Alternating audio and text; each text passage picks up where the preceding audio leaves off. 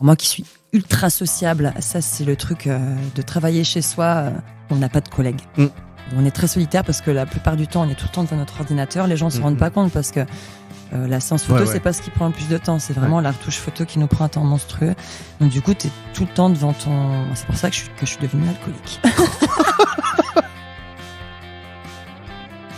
Photoportrait saison 2, c'est maintenant. Retour en audio dans l'univers captivant de la photographie. En 2024, j'ai quitté l'équipe support pour me consacrer au développement de Lunis. Échanger avec les photographes, forcément, ça me manque. C'est donc tout naturellement que j'ai repris ma place derrière le micro pour réaliser un photoportrait de mes invités. Pour cette nouvelle saison, on laisse de côté le panoramique et on zoome sur cette spécialité de la photographie afin de mieux comprendre tout ce que cela implique dans la vie d'un photographe. C'est avec une attention extrême que notre invité allie la grâce et l'élégance de ses modèles pour un moment suspendu dans le temps et permettre de se souvenir. June est au micro de Photoportrait pour échanger sur la photographie de grossesse. Détendez-vous, sortez votre plus beau sourire et bonne écoute. Bonjour June. Salut. Bienvenue. Merci. Déjà pour commencer, est-ce que tu peux te présenter, nous dire qui tu es, dans quel domaine de la photo tu interviens et dans quelle région ? Alors, je suis de Nantes, je m'appelle June, j'ai 29 ans. C'est pas crédible. Non, je vais avoir 39 ans le mois prochain. Oh ! Mais je les fais pas. Hein. Bah non, pas du tout. Voilà. Mais bon, ça, c'est le Botox.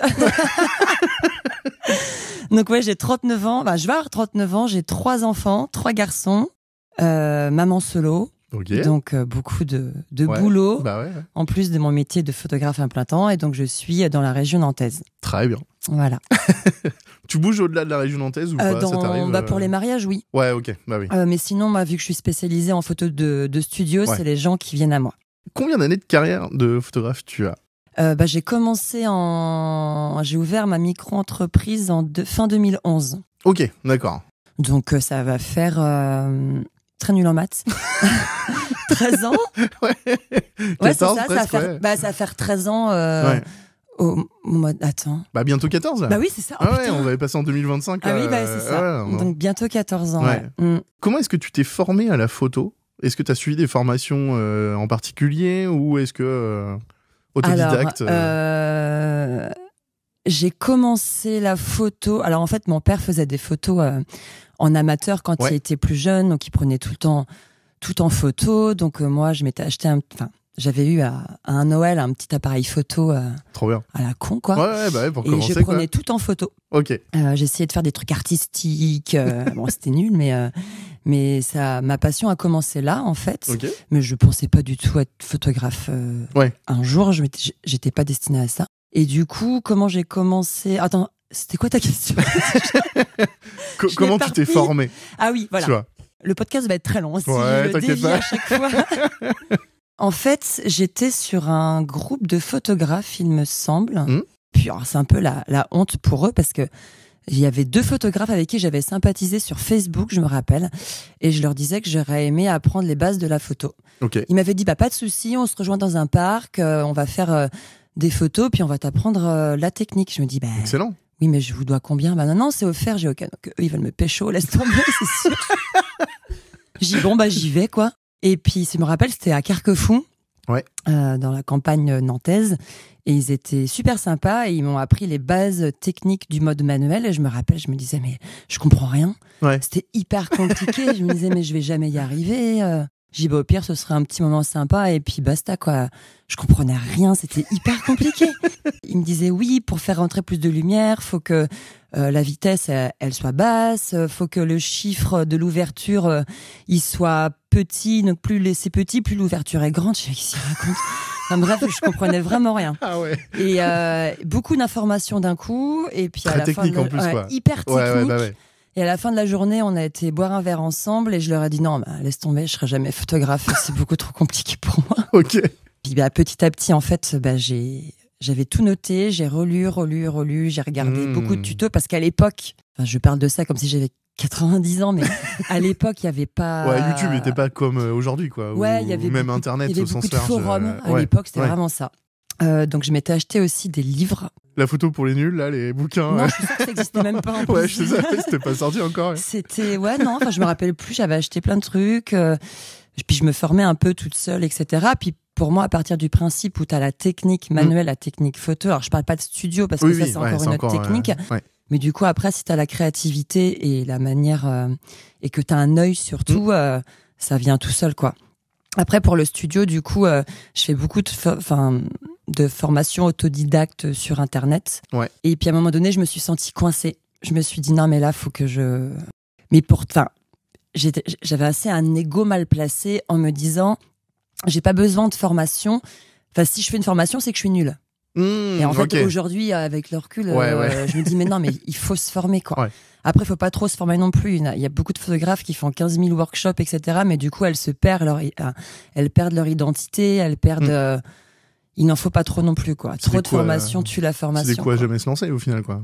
C'est un peu. Puis à se perdre et à pas trouver un style en fait. Donc du coup, moi j'ai fait que 2 formations avec des photographes. Ok. Avec Stéphanie Lemens, qui est une photographe belge qui est dans la photo artistique de studio comme je fais. Okay. Donc ça m'a donné un élan, ça m'a donné une motivation supplémentaire et des techniques. Donc elle, mais ça c'était qu'en 2019. Hein. Ouais, ok, ouais. 2019 parce que j'avais eu mon 2e enfant. Tu vois, j'ai quand même été des années sans faire de formation. Et la dernière en date, donc juste la 2e et dernière, c'était à Paris. C'était une photographe anglaise qui est Natasha Ince. Donc le workshop était en anglais. Ok. Mais je suis bilingue, je t'ai dit. Ok, effectivement. Elles étaient 2, mais l'autre m'intéressait moins. C'est genre Paulina, je sais plus comment. Mais moi, c'était vraiment Natasha Ince qui m'intéressait énormément dans mon domaine, du coup aussi. Et ça m'a aussi donné un autre élan. Ok. Ouais, t'as vraiment vu un gap passer ces formations. Complètement. Ouais, mais c'est pas. J'ai pas fait ces formations pour copier sur elle. Oui. J'ai vraiment fait ces formations pour incorporer ce qui me manquait dans mon travail à moi. Ok. Et pour moi, une formation, ça devrait servir à ça et pas pour copier la personne. C'est sûr. Oui. Voilà. Mais il y en a beaucoup qui font ça, c'est ça le problème, et du coup, elles perdent leur identité, quoi. Les photographes avec qui j'échange pour le podcast sont à peu près unanimes avec le recul, se former, c'est indispensable. Mais quand même, l'aspect de ne pas se former tout de suite pour autant, c'est-à-dire se heurter à des choses. Complètement. Ça te permet peut-être aussi d'identifier les trucs dont tu as besoin. Oui. Parce que sinon, tu pars sur des formations généralistes et puis en fait, là... Oui, puis le fait aussi d'avoir appris une partie toute seule, bah tu te trompes. Ouais, c'est ça. Hein, tu sais ce qu'il faut faire, ce qu'il faut pas faire. Tu apprends en fait de ton. Et je trouve que ça c'est la meilleure manière d'apprendre, c'est de se casser la gueule. Ouais. Et de créer aussi. Hein. Oui. C'est comme ça que tu tombes sur des trucs, des paramètres géniaux en fait. Où tu exactement. Dis, là c'est dégueulasse, mais ça peut être génial. Tu vois, par exemple, j'étais coincée sur Photoshop. Je suis putain. Et du coup, j'ai fait des recherches pendant des heures sur YouTube, etc., etc. Et du coup, la technique après, je la connaissais par cœur parce que j'avais été la chercher toute seule en fait. Ouais. Que si on me l'apprend, donc c'est bien aussi, mais du coup c'est plus compliqué à appliquer, à se souvenir, etc. Ouais. Donc moi, je regrette pas du tout le parcours que j'ai eu d'avoir appris. Alors oui, du coup, j'ai mis plus de temps. Ça a pris plus de temps à me former, à apprendre, etc. Mais au moins, c'est de l'acquis et je suis fière du coup d'avoir appris ça toute seule, c'est clair, d'avoir galéré. Bon, j'ai failli lâcher l'affaire plus d'une fois du coup, c'est vrai, il faut être motivé, mais voilà. Ouais. Aujourd'hui, c'est vrai que celles qui deviennent photographes, aujourd'hui, elles ont tout sur un plateau d'argent, quoi. Elles ont c'est toutes plus facile les formations en ligne, elles ont tout. Donc c'est bien et pas bien, du coup, je trouve, pour toutes les raisons que j'ai évoquées avant. Quoi. Voilà. Ouais, c'est un débat qu'on retrouve partout. Hein, l'aspect pas galérer et arriver à ses fins tout de suite. Surtout dans le domaine artistique, qui plus est. Il y a une certaine crédibilité que tu acquiers par le fait d'avoir galéré. Exactement. C'est vraiment même la reconnaissance de ses pairs, tu vois. Ouais. Pas au-delà du client, mais vraiment au-delà entre photographes ou entre artistes. C'est comme dans la vie. Enfin, c'est comme dans la vie, sans parler de photo ou de travail. Quand tu te casses la gueule, tu sais qu'il faut pas refaire certaines choses derrière, quoi. Donc, c'est clair. Voilà. Ouais, c'est l'apprentissage, hein, ça fait partie. C'est ça. Alors, pour cette saison 2, on a choisi d'inviter des photographes pour nous parler de leur spécialité. Toi, tu m'avais expliqué, donc peut-être tu peux en reparler du coup par rapport à ton domaine de la photo. Alors, je sais que souvent les photographes ont plusieurs domaines, mais... Non, moi, j'en ai qu'un. T'en as qu'un? J'en ai qu'un. Tu fais des mariages aussi un peu. Au début, je faisais tout. Ouais, ok. Franchement, on me demandait de faire un truc, je le faisais, que je faisais vraiment tout. Ouais. Puis au fur et à mesure, on sait ce qu'on aime, ce qu'on n'aime pas. Tu vois, j'ai fait des photos d'entreprise. Ok. Ça m'intéresse. Ça t'a pas parlé du tout. En fait, moi, s'il n'y a pas d'amour, s'il n'y a pas de bisous, de câlins, de bébés, de femmes enceintes, je me fais chier, quoi. Moi, j'ai besoin. On m'avait demandé, j'avais travaillé pour Vorwerk. C'est ceux qui font les. Tu sais, l'entreprise n'est pas très loin d'ailleurs. C'est ça, ouais, c'est ça. Et c'était pour photographier les remises de prix. Ok. Tu vois. Donc c'est bien, il y avait un peu d'émotion. Genre la meilleure vendeuse, c'était un peu too much, je trouve que ça faisait un peu secte, mais la meilleure vendeuse, genre elle pleurait, c'était le cinéma, c'était... Donc moi d'un côté j'étais contente, je prenais en photo tout ça, quoi. Mais donc mais l'entreprise, parce que déjà ils prennent, moi ça a été par piston, mais après j'étais trop chère pour eux, alors que franchement c'était pas trop demandé, quoi. Donc ils prenaient un peu au moins cher, ils prenaient pas forcément la qualité. Ok, d'accord. De la photographe, et moi j'ai envie qu'on me choisisse pour la qualité de ce que je peux fournir, quoi. Donc du coup j'ai laissé tomber. Après j'ai fait des enterrements de vie de jeunes filles, j'ai fait t'as essayé plein de choses en fait, j'ai essayé plein de trucs et ça m'intéressait pas du tout. J'ai fait des baptêmes, donc des mariages, ça j'en fais toujours un petit peu, j'en ai fait énormément. Aujourd'hui j'en fais beaucoup moins parce que avec ma vie de famille c'est un peu plus compliqué. C'est sûr. J'en fais beaucoup moins, puis les retouches sont très longues, donc du coup vu que j'ai toutes mes retouches de mon travail en studio, c'est plus compliqué de tout gérer. Et ça y est, j'ai oublié ta question. Ah oui, si. Pour te spécialiser finalement dans un domaine. Et du coup, j'ai vraiment choisi, ce que je préfère, c'est la photographie de studio. Et artistique. Et vraiment sur les femmes enceintes, c'est ce que je fais à 70%. Et après, c'est les familles, les bébés. Donc une naissance, grossesse, naissance. Alors naissance, en fait, j'ai fait des travaux dans j'ai un grand studio photo. Et juste à côté, j'ai fait des travaux pour faire une chambre avec de la lumière naturelle. Pour les séances naissance, même quelques séances famille pour ceux qui aiment pas le studio, histoire d'ouvrir un peu. Un autre. D'attirer des clients qui sont pas pour le studio. Donc j'ai une chambre en lumière naturelle où je fais donc les séances naissance, je les fais pas en studio, je les fais vraiment que dans cette chambre bohème pour pouvoir. Parce que pour moi, la naissance, j'ai pas envie de mettre des bébés dans des positions qui sont pas naturelles. C'est sûr. Voilà, donc je préfère faire des photos naturelles pour les séances naissance, mais sinon c'est vraiment la photographie artistique de studio et le style un peu tableau d'art. Voilà, ça c'est vraiment quelque chose que j'adore. Trop bien. Mes modèles, pour moi, je vois même plus qu'elles sont enceintes en fait quand je suis en séance photo. Pour moi, c'est c'est pas des objets parce que c'est horrible de dire ça. Pas des poupées, mais je sais pas comment expliquer. C'est vraiment une œuvre d'art que je mets en scène, quoi. Voilà. Ce sera plus classe de dire ça. Pour moi, mes clients, mes modèles, c'est des œuvres d'art que j'essaye de mettre en lumière, en valeur. Et ça, j'adore ça, quoi. J'ai fait aussi des reportages extérieurs, etc. Mais non, moi, ce qui m'anime, c'est vraiment le studio, quoi. Construire vraiment toute ta mise en scène. Les lumières, le côté technique. Moi, je suis très technique, donc j'adore la technique studio. Il y a une infinité de possibilités de lumière, alors qu'en extérieur, t'as qu'une sorte de t'es dépendant, lumière, quoi. Surtout en ce moment sur Nantes. Voilà. Là, le temps, il est parfait avec la brume. Mais ça, c'est top, justement. Tu peux faire des trucs extraordinaires. Moi, j'adore. Et les clients pensent qu'il faut qu'il y ait du soleil. Non. Alors, en fin de journée, oui, certes, mais en pleine journée, non. Avant, je faisais beaucoup de photos de grossesse en forêt. Mais je disais à mes clients, par contre, s'il pleut, c'est mort. Parce que moi, je fournis plein de robes, donc j'ai pas envie qu'avec la boue de la forêt qu'elle me nique, vu le. Pardon, j'ai dit un gros mot. Mais donc voilà. Pour biper, si tu veux. C'est ça. Bip. Et du coup, je prévenais mes clients, je leur dis, il faut que vous aimiez aussi le studio, parce que si jamais il y a de la pluie, ou même s'il y a un grand soleil en pleine journée, moi, je ne fais pas. Moi, pour vraiment être dans mon style artistique, il faut qu'il n'y ait pas de soleil, pas de pluie. Qu'autant te dire que t'as une chance sur 3, quoi. Compliqué. Mais mes clientes, je préfère faire ça que de fournir des photos qui me correspondent pas et qui soient pas comme j'ai envie, quoi. C'est sûr.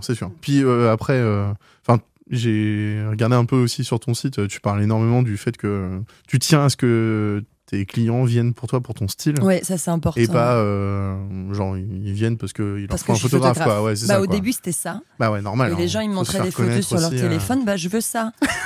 Comment dire, le nounours sur le ventre, ça, c'est pas du tout mon univers, quoi.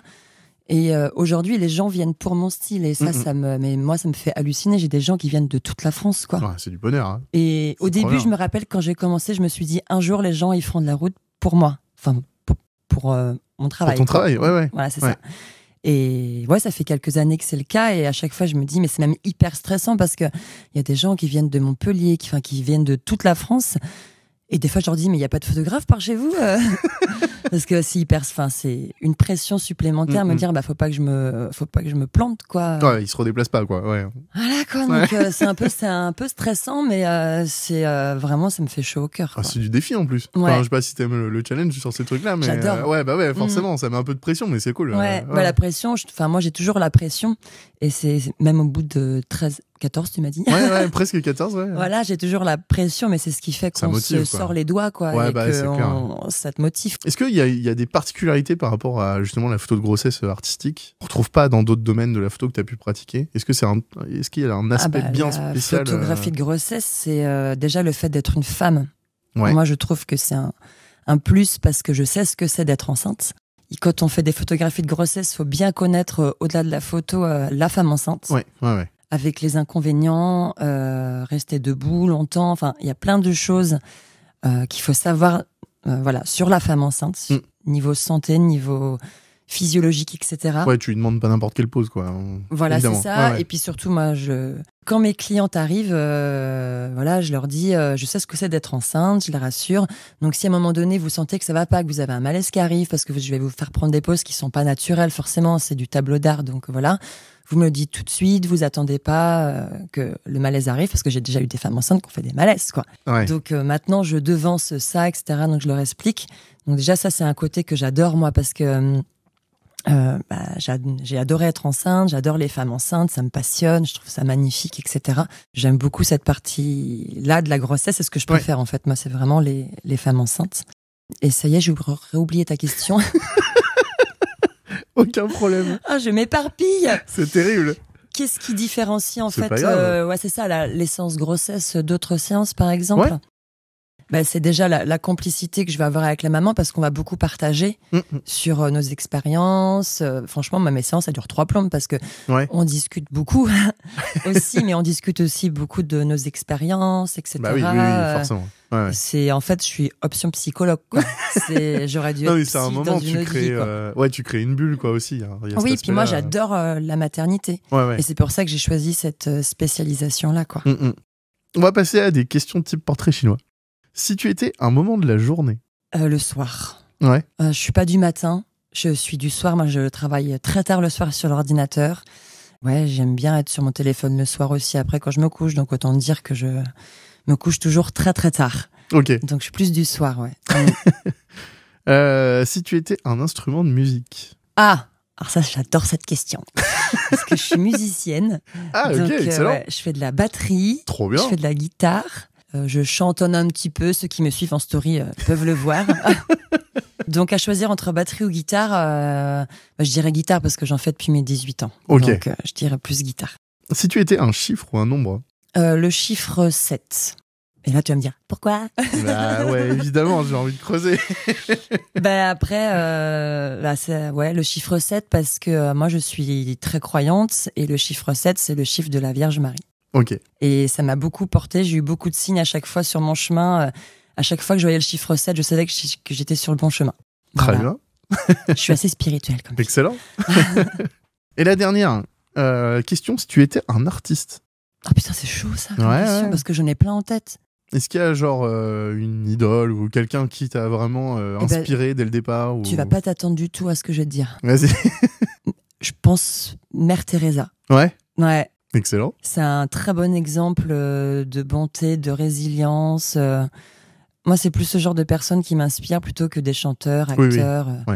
Même si je voulais être acteur quand j'étais petite, je voulais être actrice. Trop bien. Je voulais faire du show. Mais ouais, moi, c'est plus ce genre de personne spirituelle qui m'inspire, mais ça reste des artistes aussi. Hein. Ah ouais. Donc, non, une personnalité, quoi. Ouais, on va dire une personnalité publique.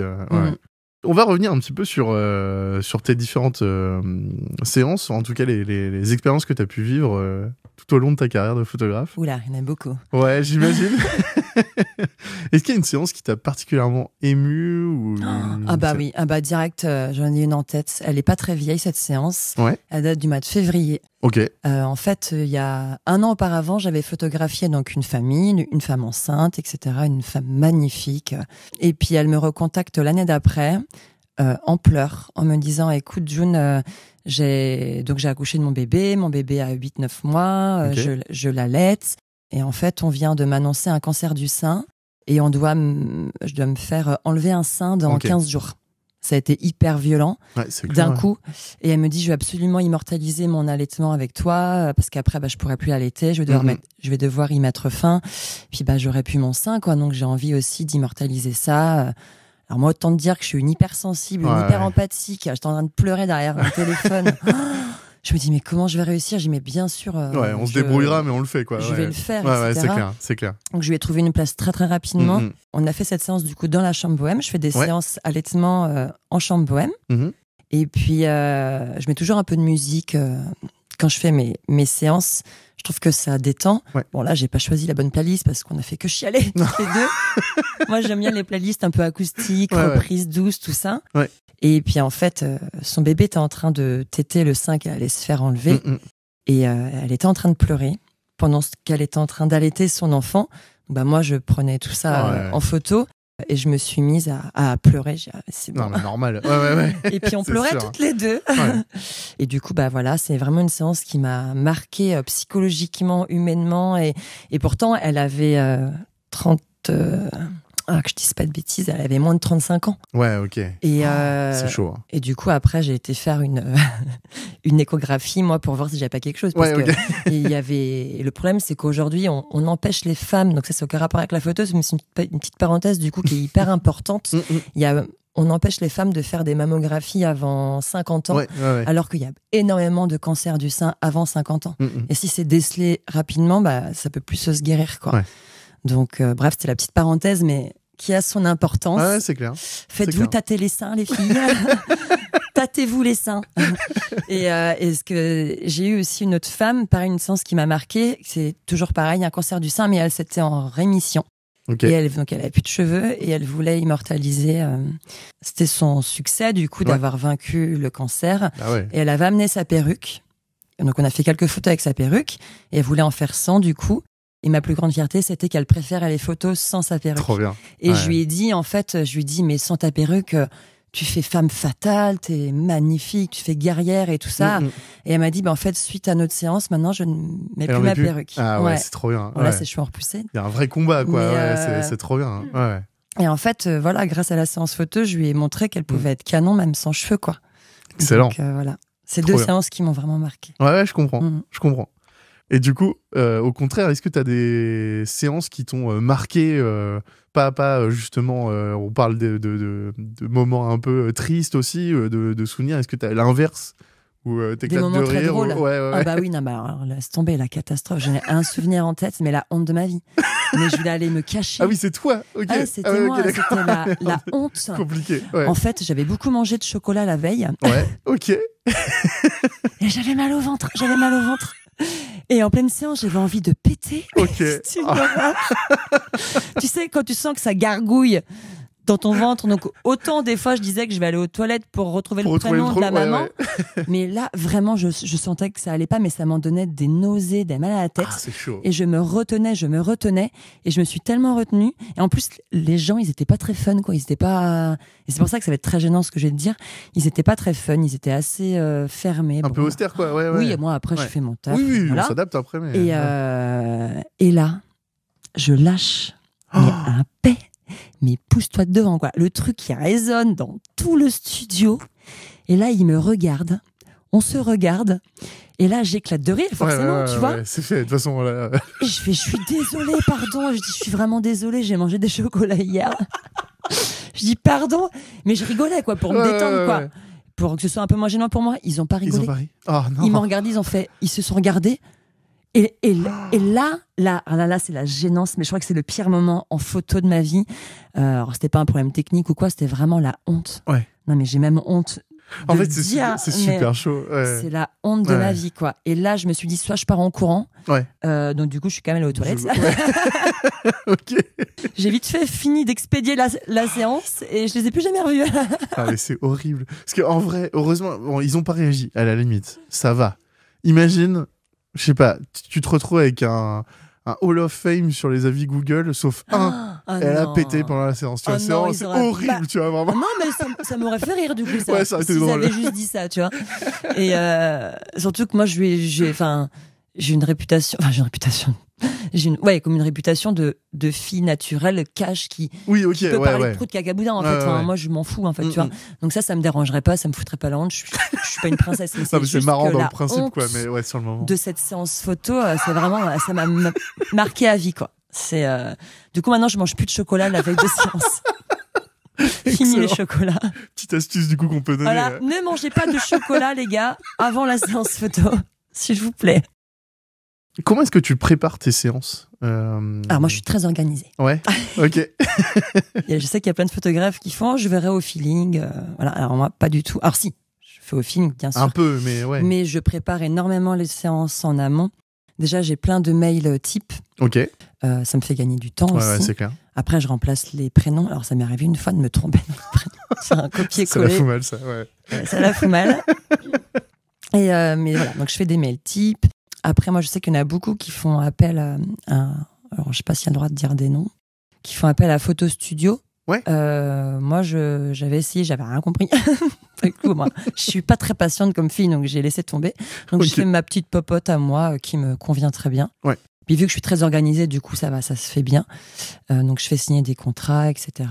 Bien sûr. Au tout début, je faisais pas signer de contrat, mais faites des contrats. Ouais. Parce que vous êtes gentils, vous pensez que les gens sont gentils, mais ils sont pas tous gentils. Donc, faut se protéger quand même. Puis pareil, au fur et à mesure du temps, mon contrat se remplit. Au début, il y avait 2 lignes, maintenant il y a 3 pages, quoi. Ouais, ok. Au fur et à mesure des expériences, on se protège aussi, quoi. Ouais. Donc attends, ta question, c'est comment tu prépares tu prépares tes séances, Tu vois comment je m'éparpille. Ouais, pas de problème. J'ai plein de choses à dire. Je suis là, je te back up, tu me dis à tout moment. Et donc du coup, je prépare mes séances. Donc déjà, une fois que la date est calée, que la compte est versée, etc., je leur envoie un mail où je leur envoie le catalogue des tenues que je propose. Donc j'ai à peu près 80 tenues de créatrices que je leur mets à disposition. Donc elles choisissent en fonction de leur forfait 2, 3 ou 4 robes. Okay. Elles choisissent leur robe. En fonction de leur choix de leur robe, du coup je leur dis voilà, comme sous-vêtement vous amenez ça, ça. Votre mari et vos enfants. Alors pour les petites filles, je prévois les tenues pareil. Ouais, okay. Pour les petits garçons, du coup je leur dis ce qu'il faut amener. Pour les papas aussi. Les petits garçons, je fournis jusqu'à 1 an, mais après, tu sais, c'est des jeans, t-shirts, enfin voilà. Donc, je leur explique pour les couleurs, pas de rayures, je leur explique toute la colorimétrie vestimentaire, etc. Ensuite, je leur envoie des guides par mail où je leur explique un peu comment va se dérouler la séance pour qu'ils l'appréhendent, qu'ils se mettent en condition. Je leur explique un peu comment je vais me comporter avec leurs enfants, qu'ils s'étonnent pas que je dise cacaboudin, par exemple. Enfin voilà, je leur explique vraiment tout pour qu'ils soient pas surpris le jour même. Ouais. Je leur donne aussi des contacts. Je travaille avec plusieurs maquilleuses coiffeuses. Ok. Très bien. Je leur donne des contacts. Du coup, avec des maquilleuses qui sont des collaboratrices qui savent exactement comment je travaille, ce que j'ai besoin, etc. Trop bien. Aussi avec un tarif préférentiel. Ouais. Donc voilà, donc en fait c'est vraiment une prestation complète où les femmes elles ont quasiment rien à faire, où elles se laissent guider. Voilà, donc je leur explique tout ça. C'est des personnes qui viennent au studio. Alors au début, pendant des années, elles venaient dans mon studio. Ouais. Mais je me suis aperçue que moi ça me faisait perdre du temps parce que du coup c'était du temps que je perdais pour retoucher par exemple. Ouais, ok. Donc maintenant je leur donne une ligne, je leur dis voilà. Cette personne-là, vous pouvez aller à son studio directement. Elle est qu'à 14 minutes de chez moi. Va. Ok, effectivement. Petite dédicace Colline, qui est devenue une très très bonne amie à moi d'ailleurs à force. Et ou alors sinon, elle se déplace à domicile, etc. Ouais, voilà. On s'arrange tout le temps. Voilà. Donc voilà, donc je leur donne le guide. Et aussi, en dernier lieu, je leur fais remplir un questionnaire en ligne. Où c'est important pour moi. Je leur demande déjà le prénom du mari, des enfants, etc., etc. Pour, une fois qu'ils arrivent, leur dire bonjour avec leur prénom. C'est mieux. Même si en séance, j'oublie. Alors ça, c'est la honte. Hein, parce que des fois, je suis là... donc, tu vas fermer les yeux.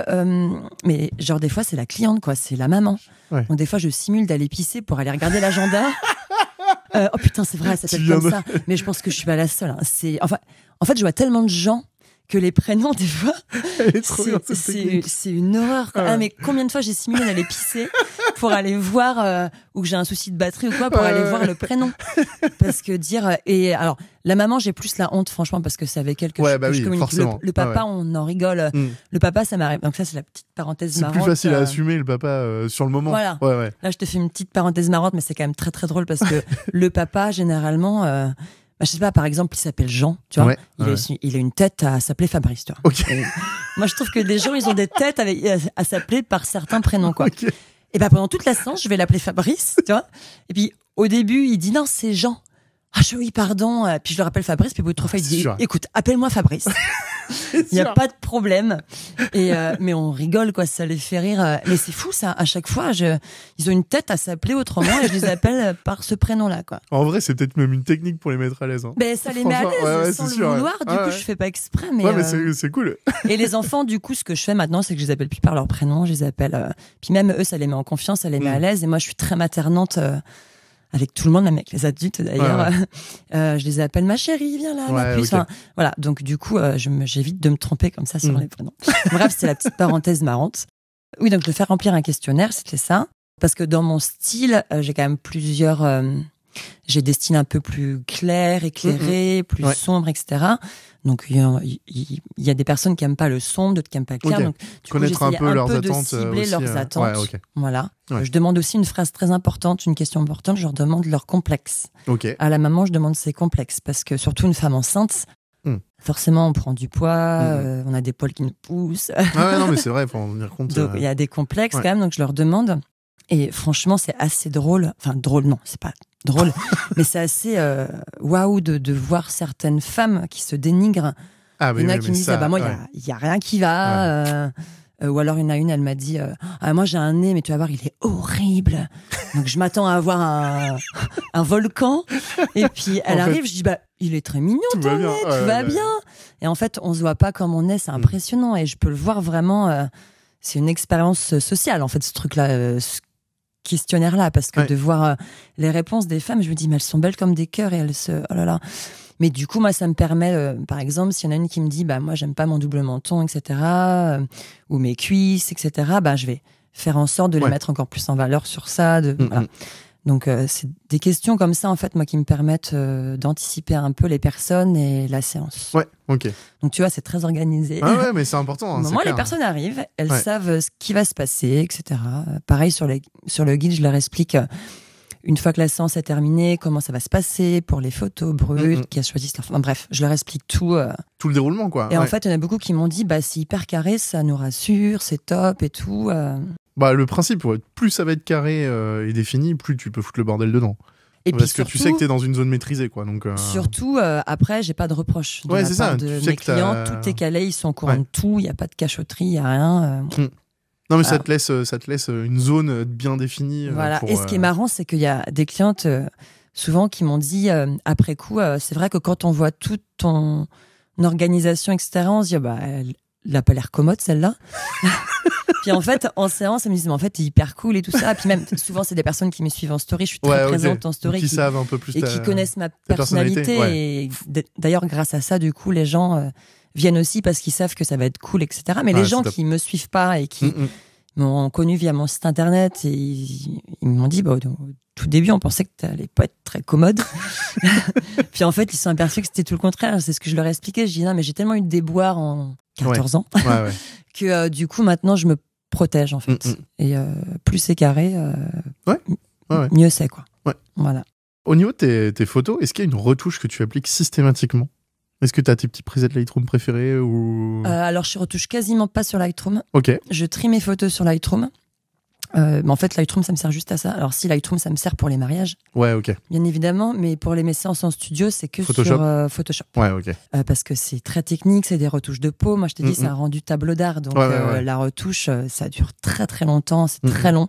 C'est la partie la plus longue dans mon travail. Mais c'est dû à mon style. Oui, bien sûr, ouais. Alors, j'ai pas de preset tout fait. Ouais. Mais par contre, oui, c'est tout le temps les mêmes retouches, en fait. Il y a des petites choses que moi, je suis en mode machine. Donc, je fais tout le temps les mêmes retouches. Déjà, le fond de studio. Ouais. Ensuite, la silhouette. Alors, je ne vais pas maigrir ou grossir ou quoi que ce soit les gens. parce que j'ai déjà eu cette remarque-là, non, je vais harmoniser la silhouette. Okay. Par exemple, s'il y a un pli au niveau... je te montre, mais les gens, ils vont pas voir. Au niveau, tu sais, quand des hanches ou des hanches ou de la taille, s'il y a un pli, surtout sur les femmes enceintes, je vais enlever le pli. Ouais, ok, d'accord. Je vais pas la maigrir. Ouais, c'est ça, ouais. Ok. Les cheveux, pareil, je vais les harmoniser. Si les cheveux ils sont trop plats, enfin voilà, je vais vraiment harmoniser la silhouette, les cheveux, les robes aussi, etc. Après, je vais faire la retouche de peau. Après, ça va être la colorimétrie. Après, je fais aussi quelques retouches artistiques où je vais mettre des petits rajouts de texture. Je peux rajouter des papillons. Sur la photo que tu m'as demandé de t'envoyer, par exemple, il y a une colombe. Enfin, je peux rajouter des choses en fonction de la demande des gens. Mais tant que ça reste dans mon style. Oui, bien sûr, ouais. C'est toujours les mêmes retouches dans le même ordre. C'est vraiment version robot, quoi. Excellent. Ouais, mais t'as construit aussi. Oui, bien sûr, c'est au fur et à mesure du temps. Il est hyper important. Oui, l'ordre est très important. On est d'accord. Voilà. C'est sûr. Est-ce que tu trouves toujours des moyens de nourrir ta créativité régulièrement ? C'est compliqué. Ouais. Ça dépend des périodes. Moi, comme je t'ai dit, je suis une hypersensible, une hyper-empathique. Donc, si dans ma vie, ça va pas, j'ai du mal à faire la part des choses et ça va se répercuter. Après, Alors, les gens vont pas le voir parce qu'ils vont trouver leur photo jolie. Mais sur ma créativité, oui. Du coup, quand je suis triste et pas bien, c'est la fin du monde. Je suis un peu... Est-ce que ça devient plus mécanique à ce moment-là et moins humain, quoi. Si je fais ce que je fais, je fais ce que je sais faire.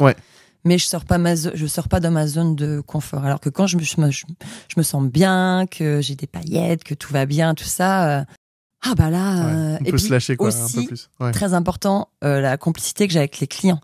Si les clients, ils sont pas très avenants, qu'ils font un peu la tronche, ça va pas me donner envie d'être créatif, quoi. C'est sûr. Et si les gens, ils sont... Un jour, j'étais tombée sur une cliente, elle était tellement émerveillée de tout. Et moi, je suis comme ça, en fait. Moi, je m'émerveille d'un rien. Et je suis très expressive. Genre, je vais faire « j'adore !» Et j'avais une cliente comme ça. Tout ce que je lui faisais, je lui mettais une couronne, elle était « mais j'adore !» Et du coup, alors elle, on s'est éclaté, quoi. Je dis « attends, j'ai trop d'idées. » On peut tout faire, en fait, quoi. Et du coup, ça m'a hyper motivée à lui faire plein de trucs et tout, des trucs que j'avais jamais fait et tout ça. Et voilà, en fait, moi, la créativité, c'est aussi en fonction de la personne que j'ai en face de moi. Ouais. Voilà. Si elle me laisse libre cours faut qu'elle accepte, à ma créativité, déjà. Et puis, moi, je sais que donc si des clients m'écoutent, plus vous allez être expressif et montrer que vous aimez ce que je fais, plus ça va développer ma créativité, quoi. Ça, c'est clair. Justement, du coup, transition toute trouvée. On t'a demandé effectivement en amont de nous envoyer une photo à laquelle tu tiens particulièrement. Oui. On l'a fait imprimer, du coup, on l'a fait tirer. Ça, c'est trop bien. Je te laisse la redécouvrir. Merci. Sur du fine art en plus. Effectivement. J'imagine. Alors moi, avec l'UMIS, justement, je ne propose que du fine art. Je ne propose plus de tirage standard parce que, même s'ils sont très bien, mais je trouve que, surtout moi, pour mes prestations de tableau d'art, c'est beaucoup plus adapté. La qualité, elle est exceptionnelle. Elle est vraiment exceptionnelle. Ouais. C'est exceptionnel. J'adore. Alors, le fine art en mat. Moi, de toute façon, je ne fais que du mat. Ouais. Tout de suite, ça donne un aspect. Moi, je fais que du mat. Et j'adore cette photo. Décidément, toutes les anecdotes que je vais te raconter, c'est que des choses tristes par rapport notamment à cette photo. Ouais. Cette photo. Donc, j'imagine que cette photo sera visible pour les personnes qui écoutent ce podcast avec un lien. Alors, pour ceux qui ont la flemme d'aller sur le blog ou d'aller sur... il y a juste à cliquer. Est-ce que tu peux nous la décrire, au moins Bien la composition, tout ça Donc, en fait, à la base, je vais juste raconter l'histoire d'abord avant de la décrire, comment elle est physiquement. C'est une cliente que j'avais eue à la sortie du Covid. C'était ma première séance post-Covid, mai 2020. Ok. Donc, pas cette photo-là. Je vais te raconter du coup l'histoire. C'est la première fois que je vais à cette cliente. Donc c'était une séance grossesse et donc super feeling, super bien passé, etc. Et puis elle retombe enceinte l'année. Alors moi les dates, c'est comme moi et les prénoms, c'est une catastrophe. Mais quelques temps après, elle tombe enceinte de son deuxième enfant. Elle me reprend une séance photo. Donc on cale la date, etc., etc. Et quelques temps avant, du coup, elle me dit j'ai perdu mon bébé, donc on est obligé d'annuler la séance. Moi, du coup, pour avoir déjà moi j'ai déjà vécu cette dureté-là. Donc du coup, très empathique encore une fois, je lui ai dit t'inquiète pas, en tout cas, on refera une séance photo, pire avec ta fille, on va transformer cette séance-là avec ta fille, etc. Pas de souci. Donc, on avait calé une séance photo avec sa fille quelques mois plus tard, le temps qu'elle s'en remette. Ouais. Et puis, sûr. Elle me dit, peu de temps, quelques semaines avant la séance photo qui était prévue avec sa fille, elle me dit, écoute, je suis enceinte, est-ce qu'on peut la transformer en séance grossesse, quoi. Je dis, bien sûr, il n'y a aucun souci, etc. Et elle me dit, j'aimerais bien une photo où le bébé que j'ai perdu apparaisse sur cette photo, quoi. Voilà, qu'il y ait un petit signe, un petit clin d'œil de ce bébé-là. Ouais. Alors moi, il m'en fallait pas plus pour que ça cogite là-dedans. Ouais. Et du coup, donc cette photo, elle est vraiment unicolore, quoi. Elle est blanche. Donc elle a une robe blanche près du corps avec un peu du tulle sur les épaules. Et en fait, je lui ai mis un voile qui entoure un petit peu son corps et ses bras pour toujours de couleur blanche, pour renforcer cet aspect blanc angélique. Je voulais vraiment faire ressortir cet aspect angélique, monter au ciel, etc. Et du coup, elle tend la main sur la droite et j'ai fait sortir une colombe de sa main droite. Donc la colombe, pour moi, c'est vraiment synonyme de paix. Alors paix, P-A-I-X, oui, paix, P-E-T. Hein. Bien sûr. T'avais pas mis une colombe, là. Quelle horreur. Donc voilà, donc du coup, la colombe qui s'envole, en fait, et de son autre main, elle tient son ventre. Donc son bébé qu'elle a dans son ventre à l'instant T. Et en fait, voilà, elle tient son bébé dans son ventre à l'instant T. Et de l'autre main, en fait, elle laisse partir son autre enfant qu'elle a perdu. Et derrière, du coup, j'ai mis tout un tas de fumée blanche pour renforcer cet aspect montée au ciel, angélique, etc., etc. Et cette photo, vraiment, elle a beaucoup de signification pour elle et pour moi, parce que c'est la première fois que je faisais ça, du coup. Donc une photo qui a du sens. C'est une portée différente, ouais, complètement. Et donc c'est pour ça que j'ai choisi cette photo, parce que du coup, elle a une histoire. Et pour moi, faire des photos, c'est aussi raconter une histoire. Et j'avais plein de photos en tête. Il y a plein de photos que j'adore, mais j'ai choisi celle-là. Donc j'ai demandé l'autorisation à la maman, qui m'a dit au contraire, il n'y a pas de souci, etc. Je suis même flattée que tu me choisisses, etc. Bien. Donc elle était très contente. Donc voilà, en gros, pour l'histoire de cette photo, qui a été très technique aussi, du coup, parce que du coup, il y a des rajouts de texture, de fumée, donc elle a été très technique. Il y a du reflet dans l'eau aussi en dessous, pour renforcer toujours cet aspect angélique, etc. Donc très technique, j'ai passé peut-être 1h30 sur cette photo. Ouais. Mais voilà, donc elle est technique, mais il y a aussi du sens derrière. Ouais, c'est compliqué de trouver exactement le bon dosage, le bon... Ah oui, parce qu'on a peur de trop en faire, de pas assez en faire. Puis en fait, moi, trouver la justesse. Il faut juste écouter son intuition. Voilà. Moi, j'ai toujours fait ça. J'ai toujours travaillé en fonction de mon intuition et de mes ressentis. Parce que les gens viennent pour ça, pour notre créativité, pour ce qu'on leur a, pour notre technique, pour nous en fait, le ils regard, viennent pas voir un robot, quoi. Ils viennent voir une personne. Ouais. Donc, c'est sûr. On va parler un petit peu d'Instagram. Oui. On en a parlé, tu vois, un petit peu de tes stories, tu communiques pas mal dessus. Est-ce que tu connais ton nombre d'abonnés sur Insta ? Je suis à 10 008. Ok. 10 800. Félicitations. Ouais. C'est pas mal, hein. Mais sur bien. Facebook, j'ai plus. Ouais. Ça marche mieux, Facebook ou... Les deux marchent super bien. Ouais. Franchement, on pense que Facebook, c'est has-been, mais en fait, moi, j'ai pas mal de encore, clients. Parce que Instagram, c'est plus, on va dire, pour les 20... Après, il y a des quarantenaires dessus. Hein. Oui, non, mais c'est mais plus pour général, les 20-30, quoi. Ouais, et puis, même s'il y en a... Moi, j'ai 39 ans, je suis dessus, tu vois. Enfin, j'ai 38 ans. Encore. Et Facebook, il y a plus des quarantenaires, mais moi, j'ai des clients de quarantenaires. Hein, donc, du coup, moi, ça marche vraiment les deux. Tu communiques pas spécialement après, en dehors des stories ou de posts. Est-ce que après, tu as d'autres moyens de communiquer avec tes clients, ou est-ce qu'ils viennent à toi tout seul Bah déjà, à chaque fin de séance, quand je vois les photos retouchées, je leur fais un petit speech, etc. Déjà pour la publication des photos, leur expliquer pour mes droits d'auteur, de me citer, etc. Enfin, des trucs un peu pareils où on peut penser que je suis un peu pas commode. Non, mais c'est important de les sensibiliser. Voilà. C'est clair. C'est marqué aussi dans mon contrat, mais les gens lisent pas les contrats. Ça, c'est sûr. Donc, du coup, je le rappelle toujours. Pareil, je leur explique pour les photos, pour faire imprimer sur le mise, je leur explique comment ça marche, l'importance de faire tirer des tirages d'art, etc. C'est la continuité de la séance photo qu'ils ont effectuée, quoi. Voilà. Et puis, je leur demande, donc je leur dis plein de trucs, et je leur dis, pour finir, si vous acceptez, ça m'aiderait énormément, si vous pouvez me mettre un avis Google. Donc, ils le font pas tous, il n'y a pas de problème. Mais il y en a beaucoup qui le font. Tu vois, je crois que j'ai eu à 280 avis 5 étoiles sur Google, quoi. Ah, c'est royal. Donc ça, quand les gens hésitent entre plusieurs photographes et qui recherchent sur Google, moi, je sais que c'est la première chose que je regarde sur Google, c'est les avis, direct. Et direct, je vais dans les négatifs. Moi. À chaque fois, je regarde ça. C'est pour ça que c'est important. Je me dis, si moi je le fais, je dois pas être la seule. Donc, ah non, c'est clair, ça marche. Donc très, déjà, très bien. Je pense que ça aide. Mon site internet, je pense qu'il est assez bien référencé dans mon domaine. Quand tu tapes photographe grossesse Nantes, sachant que moi je ne paye pas. Oui, donc tu as tous les référencés qui payent. Et donc dans les non référencés qui payent pas, je suis quand même sur la première page. Ok, d'accord. Donc c'était long, compliqué, mais voilà. Donc ça aussi, je pense que ça aide pas mal. À l'époque, alors ça, franchement, je déconseille de le faire. Enfin, moi, c'était une perte d'argent. Quand j'ai commencé, j'ai fait les cartes de visite, les flyers.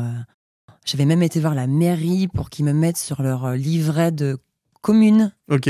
Le Bon Coin, alors, chose à ne pas faire. Voir avec des cassos, c'est pas possible. Mais au début, quand on commence, on essaie. Puis c'était il y a longtemps, moi. Il y a 14 ans, c'était pas pareil, quoi. Donc, t'essayes plein de trucs. Qu'est-ce que j'avais fait d'autre? J'avais eu une interview dans un journal, Presse Océan. En plus, j'avais été acheter le journal quelques jours après. J'avais envoyé un mail au mec, j'ai dit, mais vous avez déformé tous mes propos, quoi. Le mec, il avait raconté des trucs. J'ai dit, alors il était vieux, alors peut-être qu'il était un peu sourd d'oreille, je sais pas. Mais il avait déformé tous mes propos, quoi. Donc j'étais un peu dégoûtée. Donc bref, j'avais fait ça. J'avais fait aussi une inauguration de mon studio. Alors, c'est pas là où je suis.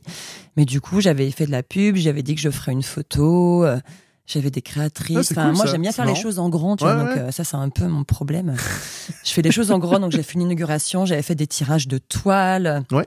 J'avais loué des grillages pour mettre mes toiles et tout. J'avais acheté beaucoup trop de sucreries, de trucs. J'avais des créatrices de bijoux qui étaient là, de machin. Enfin, tu vois, moi, j'aime bien faire les trucs en grand. J'avais imprimé plein d'albums, de tirages. J'avais fait un petit tirage au sort pour gagner des trucs. Ça m'avait attiré, mais je pensais pas qu'il y aurait autant de monde, quoi. Limite, il y avait la queue dehors, quoi. Non, c'est trop une bonne idée. Donc ça avait beaucoup marché. Ça, c'était un petit moment en 2017. Et puis aussi, je fais pas mal de concours sur les réseaux sociaux pour m'attirer de nouveaux clients. C'est la petite carotte. Ça fonctionne bien, Et c'est incroyable parce que... Alors ça m'énerve aussi parce que tu fais un concours, t'as je ne sais combien de likes, de partages, forcément de commentaires sur ta photo, quoi. Mais tu pourrais mettre un abricot en photo que tu auras autant de likes, tu vois. Donc ça, c'est frustrant et tu te fais chier, tu publies des belles photos, tu mets une bonne description, machin. T'as beaucoup moins de likes à chaque fois, tu te bats pour avoir des likes. Alors moi, c'est pas le fait d'avoir des likes dans le sens oui, je veux qu'on aime ce que je fais. C'est de la réaction, c'est la visibilité en fait. Ça. Moi, plus tu likes, plus tu commentes, plus ça m'apporte de la visibilité. Donc plus j'ai de nouveaux clients, quoi. Et c'est pas pour me brosser dans le sens du poil, quoi. Ça, je m'en fous. C'est vraiment pour la visibilité, surtout aujourd'hui avec les algorithmes. À l'époque, franchement, sur Facebook, ça fonctionne très vite, l'algorithme. J'étais vachement... ça marchait tout de suite, quoi. Je publie une photo, j'avais 100 likes en 5 minutes, quoi. Aujourd'hui, avec la visibilité qui est pourrie, les algorithmes, aujourd'hui, c'est tellement plus compliqué. Et je trouve que ça joue beaucoup sur les réservations aussi. C'est incroyable. Et donc, du coup, et surtout ne pas payer, parce que si tu commences à payer, c'est ce que j'ai fait, Facebook, du coup, après, il va te rendre encore plus invisible pour que tu repayes. C'est clair. Donc, du coup, non, moi, je ne paye plus, mais du coup, j'essaie de faire quelques concours à droite à gauche pour me faire connaître encore plus. Une question un peu plus... Ah si, attends. Ouais, dis-moi. Ça me revient. Comment aussi me faire connaître? J'avais été voir des sages-femmes. Et j'avais fait imprimer des toiles, donc de bébés, de femmes enceintes, et j'en avais mis dans leur cabinet. Ah, et ça m'a apporté pas mal de monde. Excellent. Parce que du coup, chez les sages-femmes, t'as que des femmes enceintes. Donc voilà, donc ça m'a apporté pas mal de monde. Idée, ça. Et aussi dans un cabinet, parce qu'à l'époque, j'habitais à Thoiré-sur-Loire. Et du coup, il y avait un cabinet avec plusieurs médecins.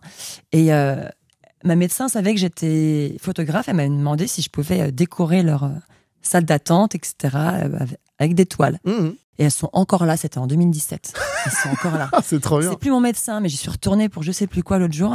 Et je me suis dit, putain, elles sont encore là. Et ça, c'est des vieilles photos, quoi. Ça te ramène encore des clients. Ça me ramène des gens. Ah, c'est trop bien. Donc, comme quoi, ça, tu vois, ça marche bien aussi. Très, très cool. Ouais, voilà. Ah, c'est cool. J'avais oublié ça.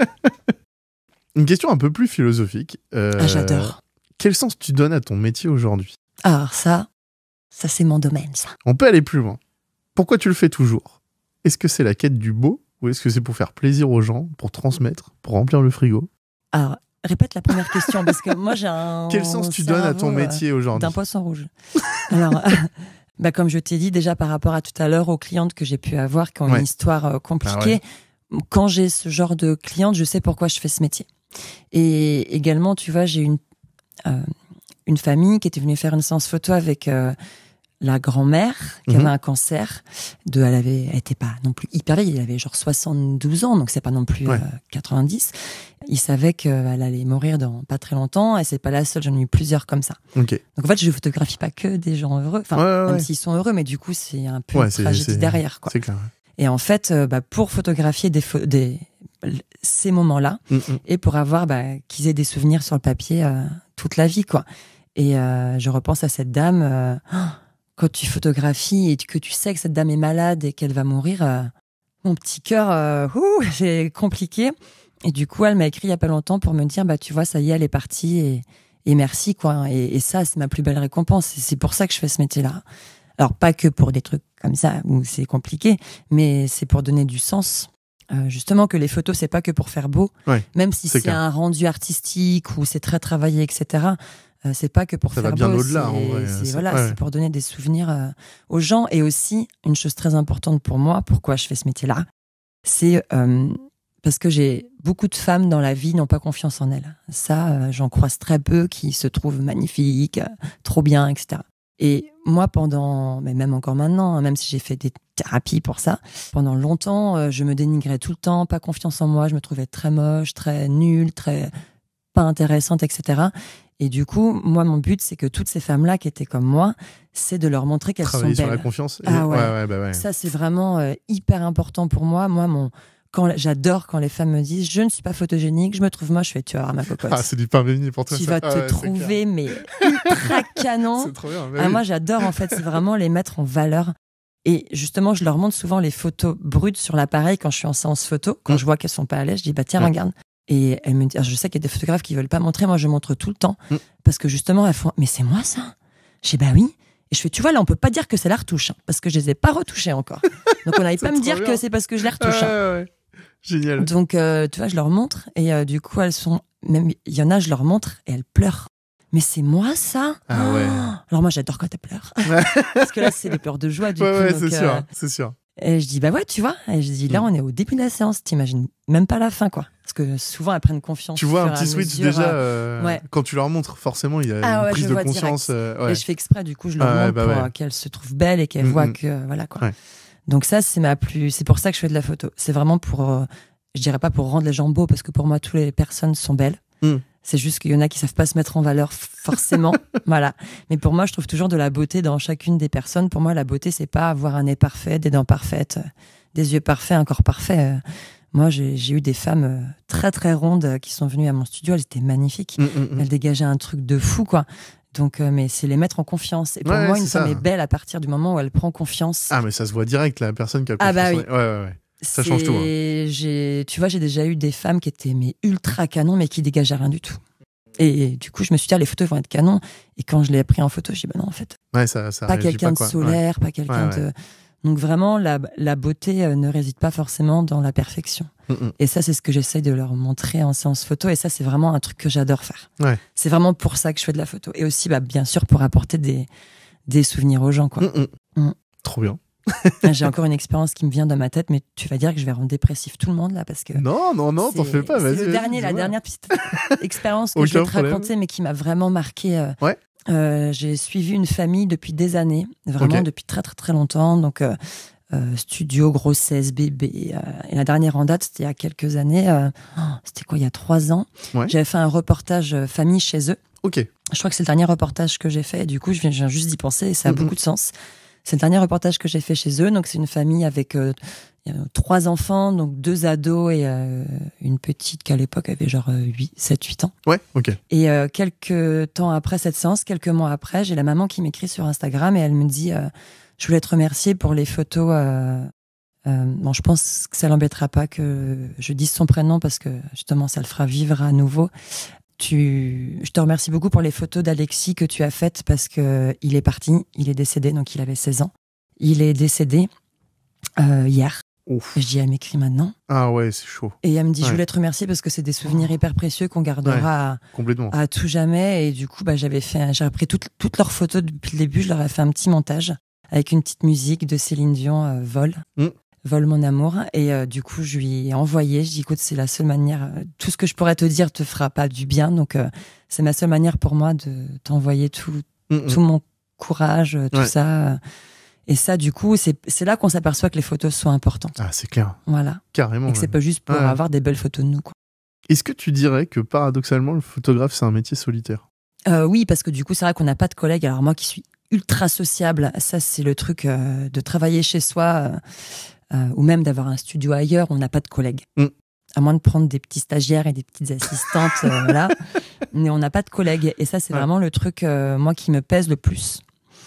On est très solitaire parce que la plupart du temps on est tout le temps devant notre ordinateur, les gens se rendent pas compte parce que la séance photo c'est pas ce qui prend le plus de temps, c'est vraiment la retouche photo qui nous prend un temps monstrueux, donc du coup t'es tout le temps devant c'est pour ça que je suis devenue alcoolique. Une bien belle histoire. Ceux qui me suivent le verront. C'est terrible. Je suis toujours en train de boire mon verre de vin devant mon ordinateur. Voilà. Donc si vous voulez pas devenir alcoolique, les gars, ne devenez pas photographe. Non, je rigole. Je rigole. Je ne suis pas alcoolique, hein. Mais c'est vrai que je bois toujours un petit verre de vin devant mes retouches. Je mange devant l'ordi, je prends mon petit verre de vin, pas chaque jour non plus, mais ça fait rire en fait les gens qui me suivent parce que d'ailleurs c'est cette réputation que j'ai parce que j'ai beaucoup de clients. Si tu montres qu'à chaque fois où tu bois, ils vont retenir que ça, qui viennent et qui me font un petit cadeau. C'est quoi? Une bouteille de vin blanc. Voilà. Je dis la réputation que j'ai, sérieux là. Mais c'est marrant du coup.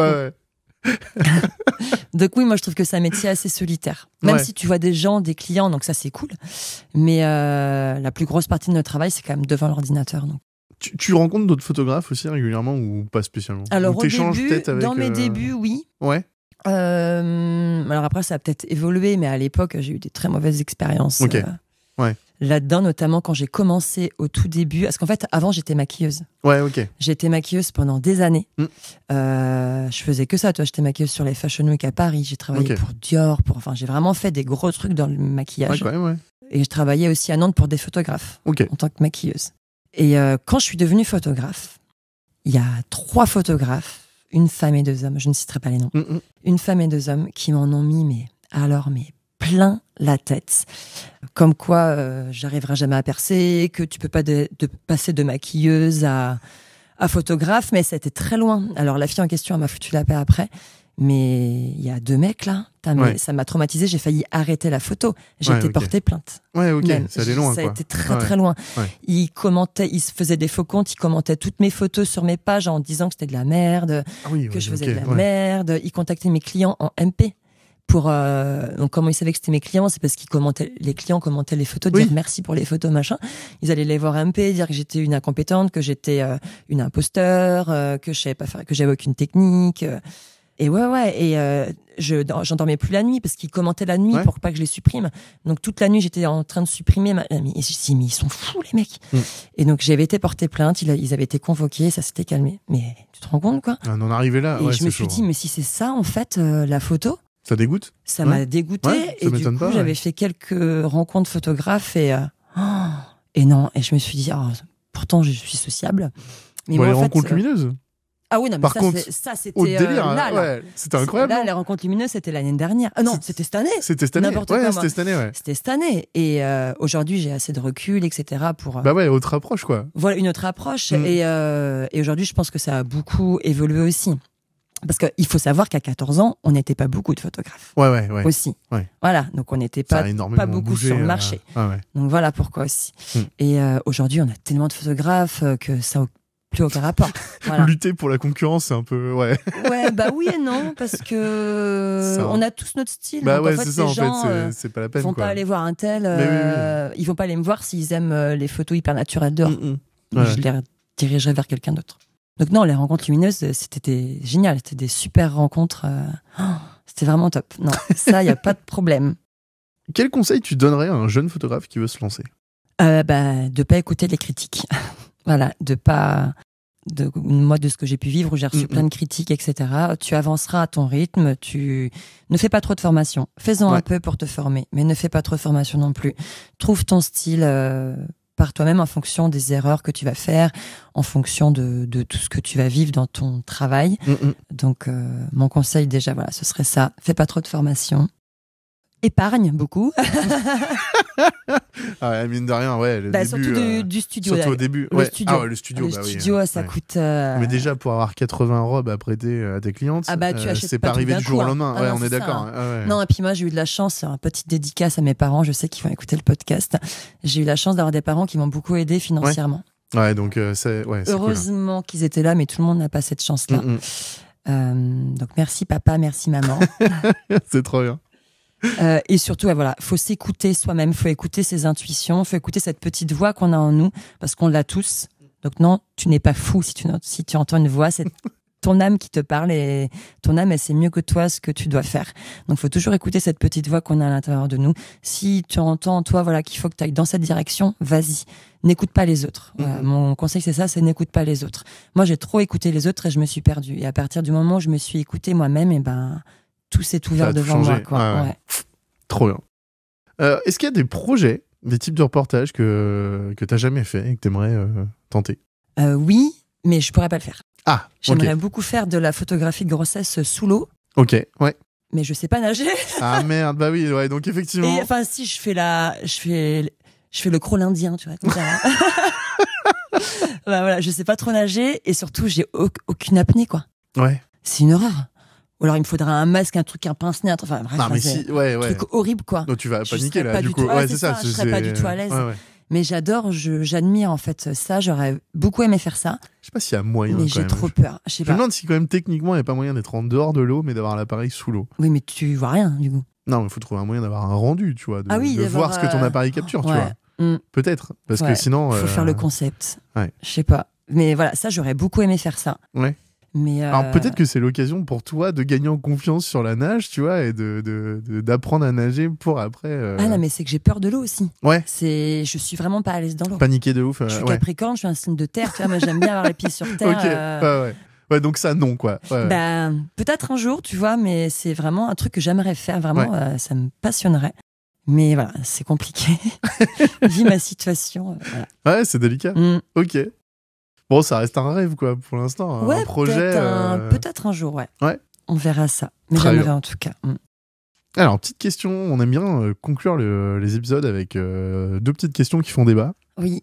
La première, c'est est-ce que tu utilises de l'IA dans ton métier? Un peu sur les mariages. Ouais. Genre s'il y a une main devant, ou s'il y a un mec avec un appareil photo ou quoi, ça m'arrive de l'utiliser. Mais en studio, non. Ouais. Non. Ok. Oui, c'est plus de la création, donc là, pour le coup... Ouais, et puis j'aime bien faire mes propres retouches. C'est pareil, quand on me dit, mais t'as pas d'assistant, tu peux pas déléguer les retouches. Ah non. Puis c'est délicat. Moi, je suis trop exigeante. Ah ouais, c'est sûr. Mais même dans la vie de tous les jours, je suis tellement exigeante. Mais c'est même trop, quoi, avec moi-même, avec les autres. Donc dans mon travail, autant te dire que je suis très exigeante. Et je pourrais pas déléguer. Déléguer ça, en plus, c'est quand même... ouais. Mais il y en a qui font ça. Hein. Il y en a plein qui délèguent leurs retouches. Ah ouais, t'imagines pas le nom. Et je pense que les photographes qui m'écoutent vont dire, ah bah oui, ça c'est chiant. T'as énormément de retoucheurs étrangers qui te contactent pour qui te proposent les retouches photos. Donc s'ils le font, c'est que ça marche. Oui, c'est que ça doit quand même... Je sais qu'il y en a pas mal qui font ça, mais moi, non, moi je peux pas déléguer. Ouais. J'ai du mal. Tu vois, si je pouvais avoir 4 mains... ce serait tellement bien, quoi. Et je le dis tellement à mes enfants que mon fils de 6 ans, il me le dit tout le temps, maman, ce serait bien que t'aies 4 mains. Bah oui, j'aimerais bien avoir 4 mains, 4 bras pour pouvoir tout faire, tu vois. Ah ouais. Mais du coup, je travaille beaucoup la nuit, quoi. Ouais, beaucoup souvent, le soir, je compte pas mes heures, mais bon, je suis maman solo de 3 enfants, j'ai la maison à gérer, les enfants, le travail, je dors pas, quoi. Faut bien trouver un moment pour te concentrer, quoi. C'est compliqué, quoi. Ouais, c'est sûr. Donc c'est vrai que c'est... Ah oui, aussi, un conseil. Du coup, je retourne sur la question d'avant. Un conseil pour un jeune photographe. Écoute ton corps. Je t'ai dit écoute ton cœur, mais écoute ton corps aussi. Aussi, ouais. Parce que moi, tu vois, là, je suis débordée avec les séances de Noël, les retouches. Je dors 5 heures par nuit, tout ça. Et je me suis fait un torticolis le jour-là. Je pouvais plus bouger. Et en fait, c'est que j'ai tiré trop sur la corde. Ouais. Et je m'écoute pas assez. Mais je sais. Hein. Donc je donne ce conseil, mais je l'applique pas moi-même. Mais et un conseil aussi, ne fais pas d'enfant du coup. C'est terrible. Je rigole. Mais voilà, écoute ton corps et ton cœur. La deuxième question, je pense qu'on en a déjà parlé tout au long de cet épisode, mais est-ce que tu proposes des impressions sur tes galeries? Donc on parlait des fine art tout à l'heure. Ouais. T'as abandonné les tirages standards? Ouais, je propose que des tirages fine art et des toiles. Est-ce que tu proposes les fichiers numériques également? Oui. Ouais, ça aussi. Oui, mais du coup, c'est pas par l'UMIS. Ouais, ok, c'est inclus directement. Ouais, enfin, ça, toi, tu les délivres. Ça, c'est par mail. Après, elles me disent. Ils sélectionnent leurs fichiers sur l'UMIS et ils me disent donc moi, du coup je vois les photos supplémentaires qu'ils ont pris et du coup ils me règlent en dehors du coup ils me règlent par virement directement quoi. Pas directement. Mais oui, je vends des fichiers numériques en plus. Voilà, parce que moi en fait je touche pas au papier, je touche pas aux impressions. C'est vraiment via le laboratoire de l'UMIS Art Labs que tout se passe en fait. Toi, tu les sensibilises quand même pas mal justement sur l'aspect du fine art. Voilà, quand je leur envoie leurs photos, voilà, sur le premier site pas cher. Je leur dis direct. Ouais, c'est ça. Sur quand je leur envoie la galerie des photos retouchées, je leur dis bien, ne faites pas, s'il vous plaît, par pitié, ne faites pas d'impression écran à la borne du Super U. Ouais, on est d'accord. Parce que du coup, en fait, parce que déjà, et dans mon contrat aussi, c'est marqué. Je leur dis surtout, ne venez pas vers moi en vous plaignant que la qualité des photos que vous avez faites imprimer est nulle, parce que je ne me tiens pas responsable si vous les faites en dehors du laboratoire avec lesquels je vous propose. Parce que la qualité, elle est tellement haute définition que c'est sûr, les imprimantes pourries, elles vont pas prendre en charge les couleurs, et les couleurs vont être complètement difformes. En fait, ça va pas du tout être pareil. Ça va pixeliser à fond, alors que si vous faites vraiment chez l'UMIS avec surtout sur le fine art, vu mon style tableau d'art, du coup c'est vraiment fait pour ça, vous verrez que les couleurs ce seront exactement les mêmes et que en fait ce que vous voyez sur l'ordi ce sera la même photo en impression. Et donc je leur explique tout ça, du coup je leur explique parce que les gens le savent pas forcément non plus. Et je leur ai dit, voilà, moi j'ai des prestations qui sont assez haut de gamme, des prix assez élevés, donc c'est pas pour qu'ils fassent leurs impressions Super U, quoi. Vous êtes dans le prolongement, puis ça va, les tirages fine art, ça coûte pas non plus une blinde, quoi. Faut que ce soit dans la continuité de comment dire, du travail, quoi. Ça va avec aussi. Non, c'est je cherche de la qualité. De l'investissement que vous avez fait dans une séance photo, autant aller jusqu'au bout, voilà. Et la majorité le font quand même. Justement, aux rencontres lumineuses, j'avais rencontré le mec d'Art Labs.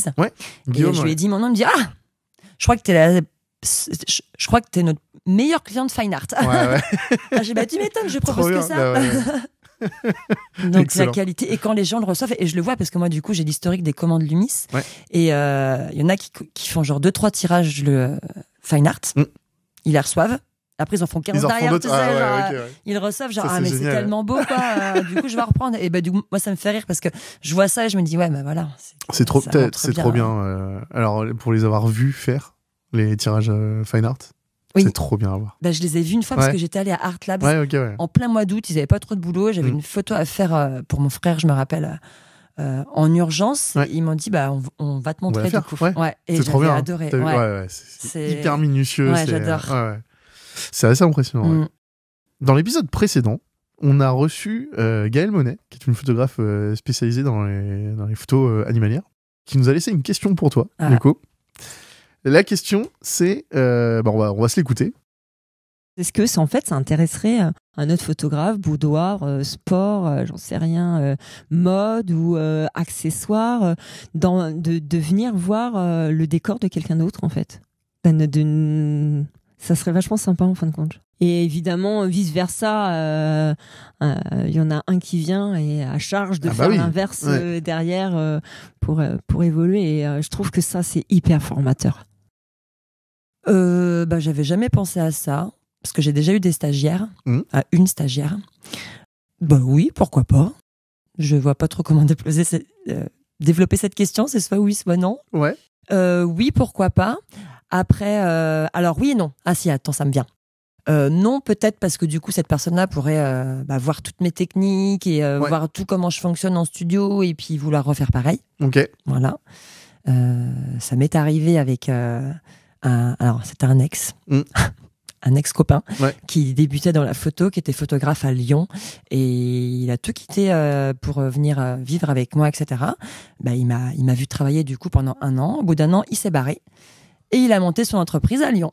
Voilà, il a fait pareil. Okay. Donc, si tu veux, ça m'a un peu traumatisée. Ouais, je comprends. Donc, j'ai un peu moins confiance maintenant dans ce genre de choses. Donc, j'ai toujours peur, en fait, au mal, alors que là, c'est pas un mal vraiment, tu vois, de faire découvrir cette particularité de mon travail. Mais c'est vrai que c'est toujours une peur que j'ai. Donc, mon côté fabulatrice dirait non. Et mon côté humaine dirait oui pour faire découvrir ce que je fais. Ouais, la beauté de ce travail, de travailler avec vraiment des femmes enceintes, quoi. Ok. Et puis en retour aussi, hein, l'inverse également, le fait d'aller voir aussi d'autres domaines de la photo avec des photographes. Est-ce que c'est quelque chose qui t'intéresserait ou pas vraiment. En contrepartie Je l'ai déjà fait du coup. Enfin, c'est vrai que j'ai tellement fait de choses dans mon métier que j'ai déjà vu plein de choses. Alors si, peut-être ce qui m'intéresserait, ce serait voir de la photographie culinaire. Ouais, ok. Voir comment ils mettent en scène, un œuf, quoi. Enfin, tu vois, un truc con, comment ils arrivent à mettre en lumière une tomate, quoi. Tu vois, ça doit être très très intéressant parce que ça, c'est de l'art pour le coup de rendre beau un plat. Là, on peut parler d'objets. Ou... Oui, voilà, c'est ça. Pour le coup. Sans qu'ils le prennent mal, quoi. C'est ça. T'es un œuf, quoi. Donc. C'est bon. Donc, voilà. Écoute, on a terminé cet épisode. Ouais, ça passe trop vite. Ouais. C'est trop bien. J'espère que ça t'a plu. Ouais. Ok. Trop cool. C'était un plaisir aussi. J'aimerais en faire plein d'autres. Alors, si vous m'écoutez.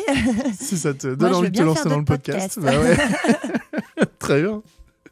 Merci beaucoup. Merci à toi, c'était trop bien. Avec grand plaisir. Et puis à très bientôt pour des rencontres lumineuses. Exactement, hein, j'espère. Avec plaisir.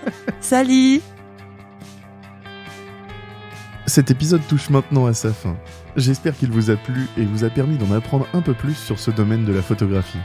Je tenais à remercier notre invité qui est venu spécialement à Nantes, dans les locaux de Lumis Photo, la plateforme de galerie en ligne conçue pour les photographes. Découvrez les liens vers son travail dans la description de l'épisode.